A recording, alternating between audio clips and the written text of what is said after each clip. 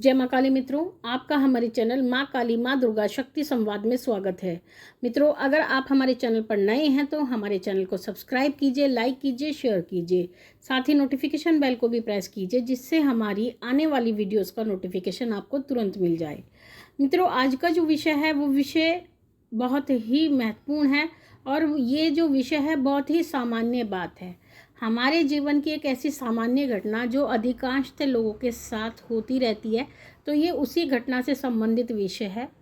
और विषय ये है कि आपके मुंह से बाल निकलना और साथ ही आपके भोजन में बाल निकलना किस बात का संकेत करता है। जैसा कि आप सभी जानते हैं, वैसे तो आज का समय है कि सभी लोग हाइजीन का ध्यान रखते हैं और जो खाना बनाते हैं बहुत ही शुद्धता के साथ बनाते हैं। और हम अपने परिवार में भी अपने बच्चों को भी यही संस्कार देते हैं कि वो शुद्धता का ध्यान रखें। और जो अच्छे भोजनालय हैं वहाँ पर भी शुद्धता का ध्यान रखा जाता है। लेकिन कई बार ऐसा होता है कि जब हम भोजन करते हैं तो भोजन करते समय हमारे भोजन में बाल निकलता है। तो ये जो बाल निकलने वाली घटना होती है, ये ऐसा नहीं होता कि ये बाल जो है केवल हमारे घर के भोजन में निकलता है।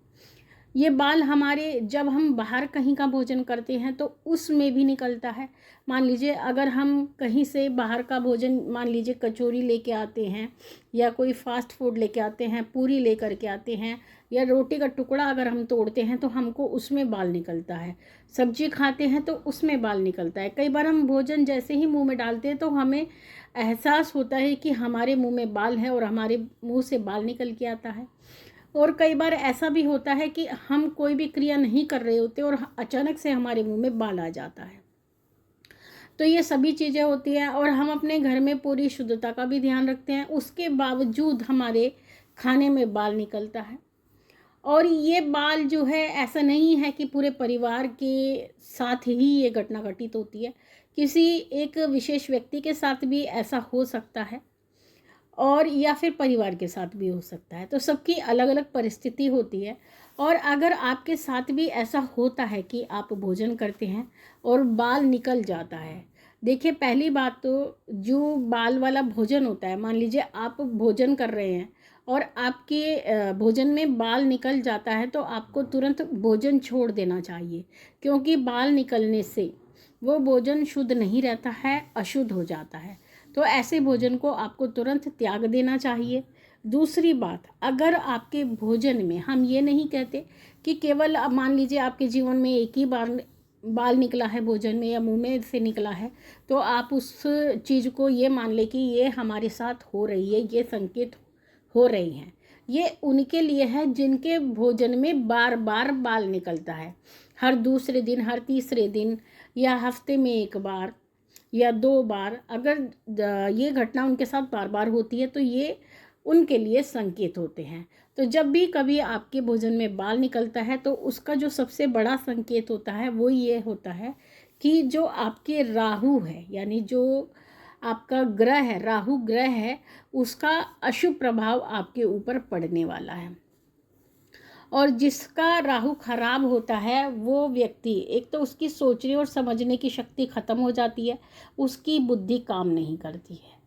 तो जब राहु खराब होने वाला होता है या उसका प्रभाव जो है विपरीत पड़ने वाला होता है, तब ये बाल निकलने की घटना आपके साथ में घटित होती है। जब आपके भोजन में बाल निकलता है तो ये इस बात का भी संकेत होता है कि आपके धन की हानि होने वाली है। मान लीजिए आपने कहीं पर अपना धन, आपने कोई इन्वेस्टमेंट कर रखा है या आपने अपना कोई धन ब्याज पर दे रखा है या आपने किसी को उधार दे रखा है, तो ऐसी स्थिति में जो धन दे रखा है वो वापस नहीं आता है। अगर आपने कहीं पर इन्वेस्ट कर रखा है तो वहाँ पर भी आपको हानि होने की संभावना होती है। ये बाल निकलने का मुख्य संकेत होता है। अगला संकेत ये होता है कि अगर बाल निकल रहा है आपके भोजन में या आपके मुंह से, तो ये एक नकारात्मक ऊर्जा का भी संकेत होता है कि आपके ऊपर किसी भी प्रकार की नकारात्मक ऊर्जा लगने वाली है। तो उस समय पर आपको ये बहुत ध्यान देने योग्य बात होती है कि आपको जो है अपने सुरक्षा कवच के को लेकर के आपको जागरूक हो जाना चाहिए। एक जो आपके इष्ट देवता हैं उनका सुरक्षा कवच आपको धारण करना चाहिए और साथ ही अपने इष्ट देव के सुरक्षा कवच का पाठ भी करना चाहिए। अगर आप नहीं जानते हैं कि आपका इष्ट आराध्य कौन है तो आप चंडी कवच का यानी देवी कवच, जिसको दुर्गा कवच भी बोला जाता है, आप उसका भी पाठ कर सकते हैं। और एक सबसे महत्वपूर्ण जो कारण होता है मुंह से बाल निकलने का, भोजन से बाल निकलने का, वो होता है पितृदोष। जब आपके जीवन में या आपकी कुंडली में पितृदोष होता है तो उस समय पर भी बाल निकलता है और ये बाल लगातार निकलता रहता है और आपके भोजन को अशुद्ध करता रहता है, यानी आपका भोजन शुद्ध नहीं रहता है और बाल निकलने की घटना बार बार आपके जीवन में आती रहती है, होती रहती है।